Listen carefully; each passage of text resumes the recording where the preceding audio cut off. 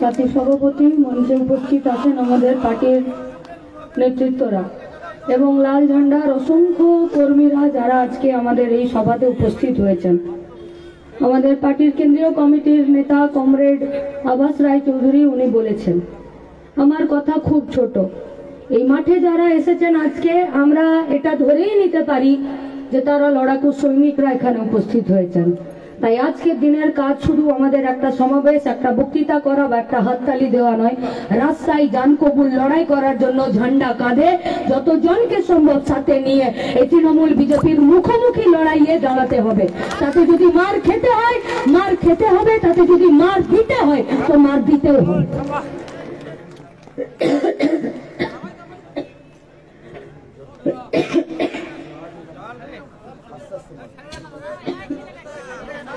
জল আছে না? জল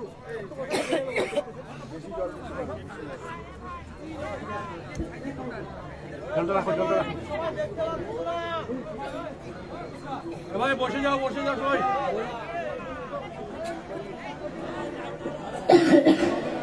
আবাসদা বলেছেন যে সামনে লোকসভার ভোট, আর এই ভোট এই মাঠে হবে না,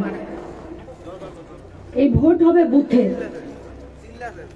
আর বুথে যারা ভোট দেবেন তারা হলেন ভোটার, তারা নাগরিক, তারা কেউ বোকা নয়, তারা কেউ উমেদারও নয়, তারা কেউ ভীতুও নয়, তারা কেউ অনুদানে হাত পেতে বেঁচে থাকতেও চায় না। একথা 50টা দিনে 2910 কিলোমিটার পার করে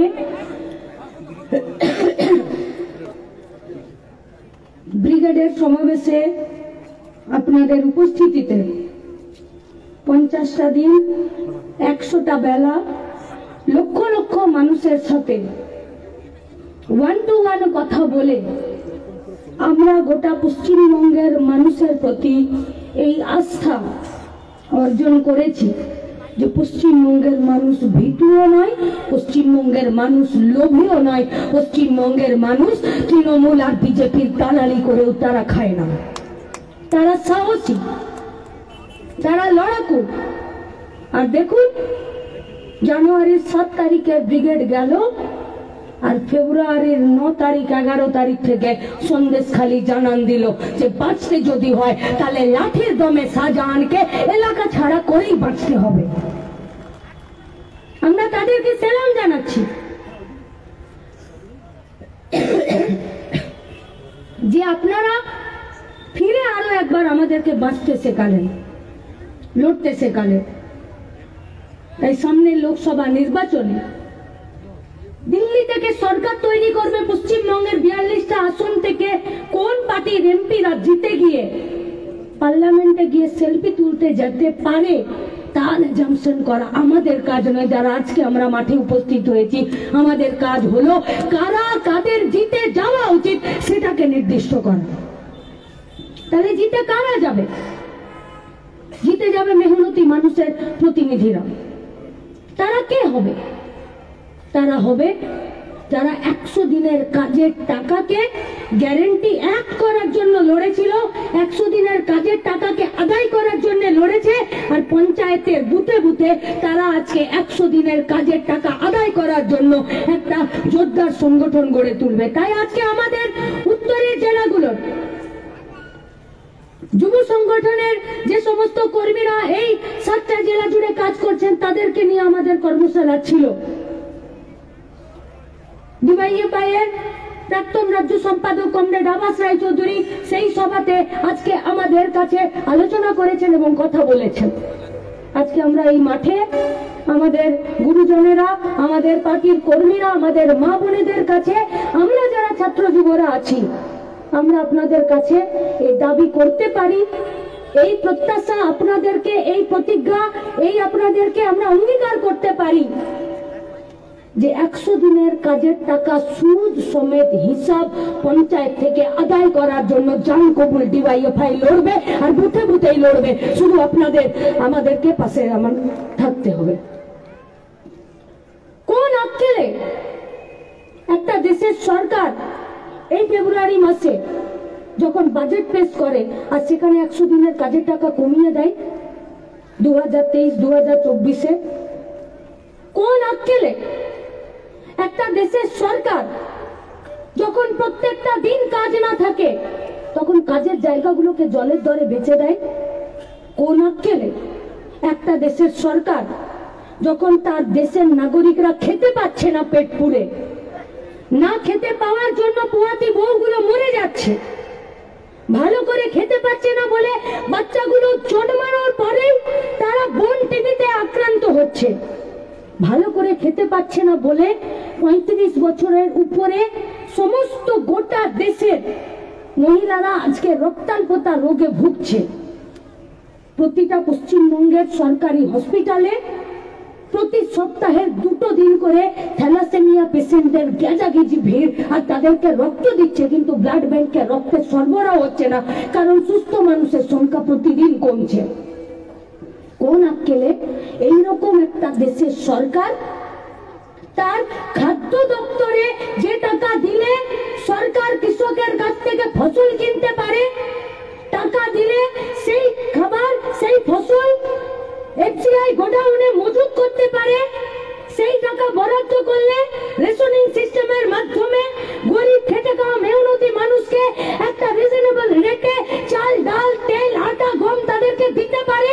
কোন আক্কেলে সেই দেশের সরকার প্রতিদিন শুধুমাত্র খাবার ডিপার্টমেন্টে প্রত্যেকটা বছর বাজেট পেশ করার সময় খাবারের টাকা কেটে নিচ্ছে? দেবে জবাব? সিপিএম থেকে তৃণমূলে, বামপন্থী থেকে তৃণমূলে, তৃণমূল থেকে বিজেপিতে গিয়ে শুধুমাত্র নিজেকে আদিবাসীদের প্রতিনিধিত্ব বলে আর এমপি সিটে ভোটে জিতে আর দিল্লিতে চলে গেলে হয় না? এই প্রশ্নের জবাবগুলো দিতে পারবে তারা? কি করছে তাহলে পশ্চিমবঙ্গ থেকে?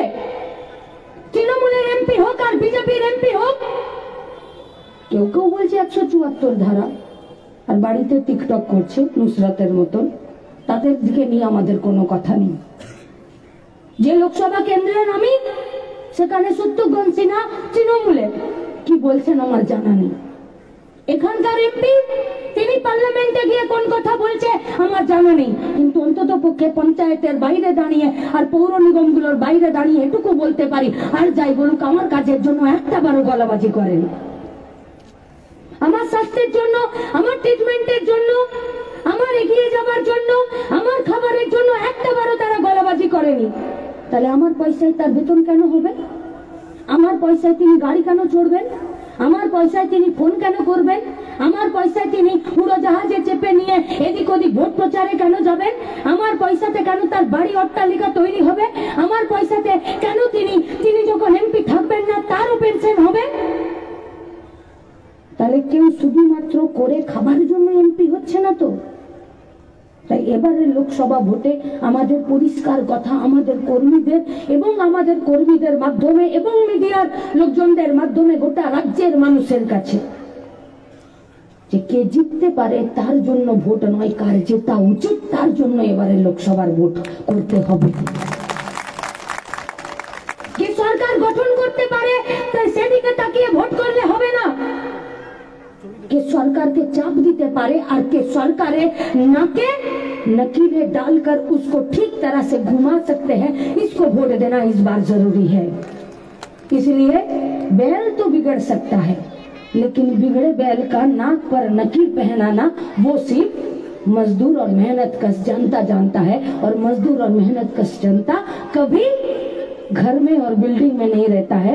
वो लोग মাঠে ময়দানে কলে কারখানায় চা বাগানের খেতে সেখানেই থাকে। তাই আমাদের কথা তাদের কাছে, আইন যদি মানুষ তৈরি করতে পারে, আইন যদি রাস্তা তৈরি করতে পারে, সেই আইন যদি আমার খাবার, আমার শিক্ষা, আমার স্বাস্থ্য, আমার বাড়িকে সুরক্ষা না দিতে পারে, তখন মানুষের সর্বোচ্চ এবং সর্বপ্রথম কাজ হলো যে সেই আইনের বিপক্ষে দাঁড়িয়েও সেই আইনকেও পাল্টে দিতে, বা যারা সেই আইন অনুযায়ী দেশকে পরিচালনা করছে সেই লোকগুলোকেও পাল্টে দিতে হয়। যে আইন মানুষের জন্য, সেই আইনকে মানুষের পক্ষে রাখার ক্ষেত্রে। नहीं पूछिएगा सवाल, इस देश का सरकार के पास কি আপনি কৃষকদের জন্য যে আইন তৈরি করেছিলেন, যে আইনকে আপনি প্রত্যাহার করে নিলেন, আজকে 2 বছর চলে গেল, সেই আইনগুলো কি হলো? আপনি বললেন প্রত্যাহার করে নেব, তারপর তার করলেন না, আইনটা তো রয়ে গেল। চা বাগানের শ্রমিক থেকে হোমস্টেতে যে লোকের এটো বাটি প্লেট ধুয়ে দিচ্ছে আর পায়খানা বাথরুম পরিষ্কার করে দিচ্ছে, সেই শ্রমিকদের ওয়েলফেয়ারের জন্য, তার পিএফ পেনশনের জন্য, চা বাগানে যে পাতা তুলছে তার জন্য, রাস্তাঘাট মেহনতি মজদুর যারা তৈরি করে দিচ্ছে তার জন্য, রেলে, বিএসএনএল এ, কলিয়ারিতে যে শ্রমিকরা কাজ করছে তার জন্য, যে আইন তাদের ভবিষ্যৎ, তাদের বর্তমানকে সুরক্ষিত করতে পারে, সেই আইনগুলোকে আপনি পাল্টে দিচ্ছেন। তাহলে যে আইনের কাজ ছিল আমাদেরকে সুরক্ষা দেওয়ার, সেই আইনগুলোকে আপনি পাল্টে দিয়ে আজকে খোলা তরোয়ালের নিচে এই গোটা রাজ্যের, গোটা দেশের শ্রমিকদেরকে রেখে দিচ্ছেন। নেই পুছিয়েগা সওয়াল লাটাগুড়ি মে যে কোন আইনের বলে চা বাগানের জমি আজকে হর্ষ নেউটিয়া থেকে আম্বানি আদানিরা পেয়ে যাচ্ছে? কোন আইনের বলে এসটিদের জমি, এসটি ছাড়া, আদিবাসী ছাড়া, তপশালী উপজাতি ছাড়া অন্য কোনো কাস্টের, অন্য কোনো জাতির লোকজনেরা পেয়ে যাচ্ছে? এ তো আইন আছে। তাহলে কি বিএলআরও বাবু বেশ ঘুষ খেয়ে নিচ্ছেন আর পেট মোটা করে নিচ্ছেন? তাহলে বিএলআরও বাবুর মাথার উপরে নবান্নতে যিনি ভূমি রাজস্ব দপ্তরের মন্ত্রী আছে, তাহলে কি তার সাথে 75-25 এর বখরার হিসাব আছে? তাহলে কি এরা শেখ শাহজাহানদেরকে তৈরি করছে? তাহলে কি সন্দেশখালীতে শেখ শাহজাহান আর এখানে লাটাগুড়িতে জঙ্গলের ভেতরে পরিবেশকে নষ্ট করে দিয়ে গরিব খেটে খাওয়া মেহনতি মানুষের জঙ্গলের জমি, এসটিদের জমি, চা বাগানের জমি যাদেরকে রিসোর্ট বানাতে তাদেরকে দিয়ে দিচ্ছে? তাহলে কি এই দুটো শেখ শাহজাহান? তাহলে আইন কোথায়? পুলিশ কোথায়? ছোট ছোট হোমস্টে গুলো যেখানে একটা মানুষ তার বাড়িতে 2টো রুম, একটা পায়খানা বাথরুম, একটা রান্নাঘর, একটা বারান্দা, সে উঠোনের একবারে একটা টিনের চালা তৈরি করে চলে যাচ্ছে, বলছে না আমার 2টো রুমকে একটু হোমস্টে করে দিই। কেন না? চা বাগানে কাজ নেই, যে মজুরি দিচ্ছে সেই মজুরিতে চলছে না। চা বাগান যেই সময়ের জন্য খোলা রাখছে শুধু সেই সময়টুকু আমাকে কাজ দিচ্ছে, বাকি সময় চা বাগানের মালিক চা বাগানটাকে তালা দিয়ে চলে যাচ্ছে, সরকার তার কাছে কোনো প্রশ্ন করছে না। তাহলে পর্যটন শিল্প, ট্যুরিজম, দক্ষিণবঙ্গ থেকে রাজ্যে, অন্যান্য রাজ্যের আশেপাশের রাজ্যগুলো থেকে যারা এই জঙ্গলে ঘুরতে আসছেন, পাহাড়ে ঘুরতে আসছেন, তারা এসে যেটুকু এখানে ইনভেস্ট করছে, খাচ্ছে, দাচ্ছে, ঘরের ভাড়া দিচ্ছে, শুধুমাত্র সেইটুকু ইনকাম। সেই ইনকামটা করার জন্য উঠোনের এক পাশে গাদা গাড়ি করে একটা টিনের চালা তৈরি করে একটা বাড়ির 4-5 জন থাকছে, আর একটা হোমস্টে তৈরি করে যারা বাইরে থেকে আসছে তাদেরকে থাকতে দিচ্ছে। এইটুকু তো ইনকামের রাস্তা। সেটুকু পর্যন্ত এসটিদের জমিকে বেমালুম বিএলআরও কে পকেটে টাকে গুজে নিয়ে আর অন্যদেরকে বিক্রি করে দিচ্ছে। মানে যে ছিল হোমস্টের মালিক, আজকে সে তার নিজের জমি খোয়ালো, সেখান থেকে হয়ে গেল আম্বানি আদানি, বড় বড় হর্ষ নেউটিয়াদের মতন সব থেকে বড় বড় ট্যুরিজম, আর সেখানে বড় বড় হোটেল। যে ছিল মালিক সে হয়ে গেল এটো কাপ বাটি ধোবার জন্য সে শ্রমিক। দেখছে? দেখছে না। ইনসাফ যাত্রায় যখন আমরা ঝাড়গ্রাম, বাঁকুড়াতে পৌঁছালাম, তখন দিদিমণির ভাইপের বিয়ে হলো পাহাড়ে। দিদিমণি এলেন ভাইপোর বিয়ে এখানে দিতে। ভাইপোর বিয়ে দিতে এসে প্রেস মিট করলেন। প্রেস মিট করে কি বললেন? বললেন হ্যাঁ জমি একটু নেওয়া হচ্ছে, ভুলভাল একটু কিছু হচ্ছে, আসলে এই বিএলআরও গুলো হচ্ছে সব বদের বেটা, এগুলোই কিছু বদমাশি করছে। আরে ওনার চিরকালের দোষ এটা। যখন ফেসে যান তখন সরকারি অফিসারদের তাদের ঘরে দায়িত্ব দিয়ে যায়। এই জন্য সরকারি অফিসারদেরকে বলছি, মানুষের লাঠি আর ঝাঁটা খাবার জন্য নিজেদেরকে ভিলেনে পরিণত করবেন না, আইন অনুযায়ী কাজ করুন। ঘর থেকে নামিয়ে দেবে দিদিমণি, শেল্টার দেবে না, আপনাকে দেবে না শেল্টার। সেদিনকে বলেছিলেন হ্যাঁ একটু আধটু ভুল হচ্ছে, সন্দেশখালীর 100 মা বোনেরা বললো ভুল নয়, ভুলের বাপ হয়েছে, ওই জন্য 55 দিন পর হলো শেখ শাহজাহানকে অ্যারেস্ট করতে এ রাজ্যের পুলিশ বাধ্য হলো, বাধ্য হয়েছে। তাহলে লড়াই তো শুধু বিজেপি তৃণমূলের বিরুদ্ধে নয়, আসলে এদের পলিসির বিরুদ্ধে, এদের নীতির বিরুদ্ধে, এদের আদর্শের বিরুদ্ধে। যে আদর্শে ওরা আমাদের জমি কেড়ে নিতে চাইছে, যে আদর্শে ওরা আমাদের পেটের খাবার কেড়ে নিতে চাইছে, যে আদর্শে ওরা আমাদের হাতের কাজ কেড়ে নিতে চাইছে, শিক্ষা ব্যবস্থা কেড়ে নিতে চাইছে, সরকারি স্বাস্থ্য ব্যবস্থাটাকে তুলে দিতে চাইছে, সেই আদর্শের বিরুদ্ধে লড়াই। আর সেই আদর্শের সঙ্গে কেউ যদি চলে যেতে চান লুটের আদর্শের সাথে, তাহলে আমরা আর তার কোনো চেহারা দেখব না, তাদের সাথে লড়াই মুখোমুখি সামনাসামনি হবে। কি তৃণমূলের চরিত্র? এটা কোনো রাজনৈতিক দল? আমি যেখানে থাকি, ধ্রুব আবাস যারা জানে, আমার এলাকায় টাঙ্গা চলে, টাঙ্গা। সেরকম একদিন স্টেশন থেকে নেমে টাঙ্গাতে যাচ্ছি, তো টাঙ্গাটা কিছু দূর গেল, গিয়ে নিয়ে ঘোড়া দাঁড়িয়ে গেছে। আসলে ঘোড়া নয়, খচ্চর টাইপের আছে। নিয়ে যে ঘোড়াটা চালাচ্ছে, টাঙ্গাটা চালাচ্ছে, সে নেমে গিয়ে আর ঘোড়াটার সামনে গিয়ে একটু অঙ্গভঙ্গি করছে, হাতে কোমরে পায়ে হাত দিচ্ছে, নিজের ঘোড়ার না দিয়ে এসে চাপছে। ঘোড়াটা কিছু দূর গেল, আবার গিয়ে কিছুক্ষণ পরে ঘোড়া দাঁড়িয়ে গেছে, ঘোড়া আর এগোচ্ছে না। আবার যে ঘোড়া চালাচ্ছে, টাঙ্গা চালাচ্ছে, সে নেমে আবার ওর কাছে গেল, একটু অঙ্গভঙ্গি নাচ করে দেখালো, আবার থেমে গেছে কিছু দূর যাওয়ার পর। এবারে আমাদের যাদের তাড়া আছে, আমরা খুব বিরক্ত হয়ে গেলাম। বিরক্ত হয়ে বললাম, এটা কি হচ্ছে? बोलते देखिए ना दीदी, बुरा मत मानिए, ये जो मेरा टांगे का घोड़ा है ना, इसको कभी कभी हम बाराती में भी ले जाते हैं। तो पिछले कुछ दिनों से ये लगातार बाराती में गए, इसीलिए उन लोगों का नाच देखकर इसका ऐसा অভ্যাস হয়ে গেছে যে বিনা নাচ দেখে এগোতে পারছে না, তাই আমাকে নামতে হচ্ছে, ঘোড়ার সামনে নাচতে হচ্ছে, তবে ঘোড়া একটু দৌড়াচ্ছে। এখন তৃণমূল হয়ে গেছে এই বারাতির ঘোড়ার মতন, বিনা ঘুষে, বিনা লুটে, বিনা দুর্নীতিতে এরা কেউ থাকতে পারে না। নইলে একজন শেখ শাহজাহানের মতন একটা মানুষ, তার আজকে ওয়েবসাইটে বেরিয়েছে তার সম্পত্তির মূল্য শুধুমাত্র 17টা মোটর গাড়ি আছে, সে পঞ্চায়েতের সে সেখানে ভোটে দাঁড়াচ্ছে। কেউ কেউ বলছে যে এ নাকি লাল ঝান্ডা। আরে লাল ঝান্ডার সময় ওর বাপের হিম্মত ছিল না লোকের জমি কিনে আর নোনা জল ঢুকিয়ে দেবার। ওর এক কান কেটে ওকে হাতে বাটি ধরিয়ে সিপিএম বাজুকে বের করে দিত। তাই এরা আজকে মাথা গোজার ঠাই পেয়েছে তৃণমূলে।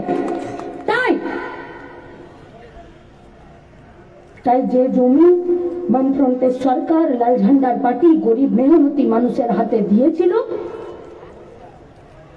সেই জমির লড়াই আজকে ফিরে এসেছে। সেই কাজের লড়াই, সেই ভাতের লড়াই, সেই রুটির লড়াই এসেছে। আপনাদের কাছে আমাদের আবেদন, कौन लोग हैं इन लोगों का नेता, चाहे वो तृणमूल हो, चाहे वो बीजेपी लोग हो, कौन है इन लोगों का नेता? कोई डकैत हो, कोई मर्डरर हो, कोई चोर हो, কেউ মাতাল, কেউ আবার কিছু পাচ্ছে না তো বাড়ির মেয়েদেরকে রাত 12টায় পার্টি অফিস থেকে পাঠাচ্ছে।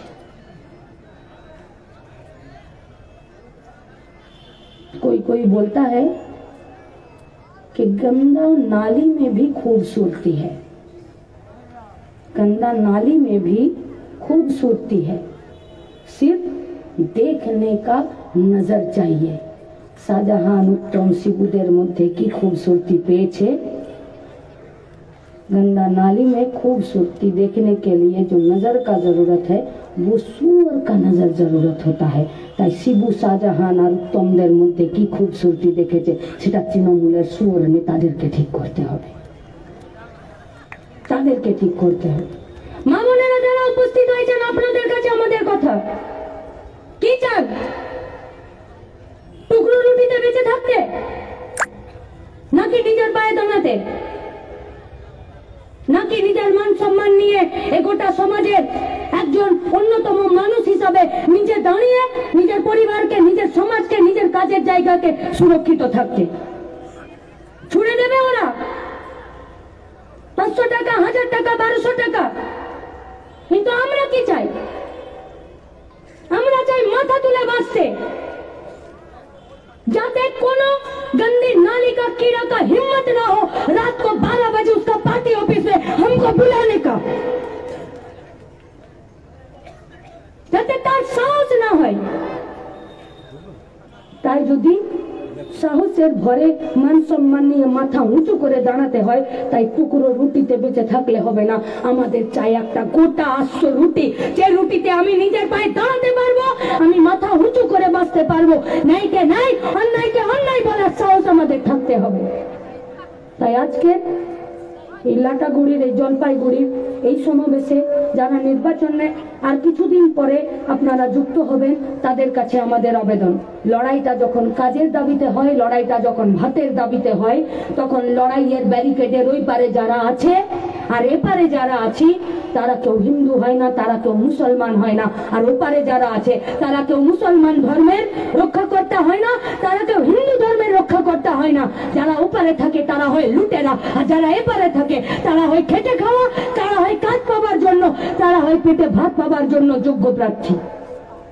তাই লড়াইটা লুটেরাদের বিরুদ্ধে খেটে খাওয়া মেহনতি মানুষের। তাই খেটে খাওয়া মেহনতি মানুষের ঐক্যকে সামনে রেখে বুথে নিবিড় সংগঠন গড়ে তুলে সামনের ভোটে আমাদেরকে গোটা রাজ্যের সাথে গোটা ভারতবর্ষের মানুষকে এই বার্তা পৌঁছাতে হবে যে পশ্চিমবঙ্গের মাটি এত নরম মাটি নয় যে যে কোনো এখানে চোর লুটেরা এসে নিজের খুঁটি পুঁতে দেবে। এই মাটি খুব শক্ত, এই মাটিতে অনেক শহীদ, অনেক বিপ্লবী, অনেক স্বাধীনতা সংগ্রামীদের রক্ত আছে। আর রক্ত পড়ে এই মাটি কঠিন পাষাণ হয়েছে। এই মাটিতে দাঁড়াতে গেলে কোমরে চোর আর বুকের পাটা লাগে। সন্দেশখালী থেকে শুরু করে গোটা কোচবিহার পর্যন্ত গোটা রাজ্যের সাধারণ মানুষ, ইনসাফ যাত্রা থেকে শুরু করে ইনসাফ ব্রিগেড পর্যন্ত আমাদেরকে এই সাহস জুগিয়েছে। সেই সাহসের উপরে ভর রেখে বলতে পারি, সামনে দিন জোর লড়াই, তৈরি হও, একসাথে জিতে আসার মতন সেই মেজাজে আমরা এক মাঠে থাকবো। ইনকালাব জিন্দাবাদ, লাল ঝান্ডা জিন্দাবাদ।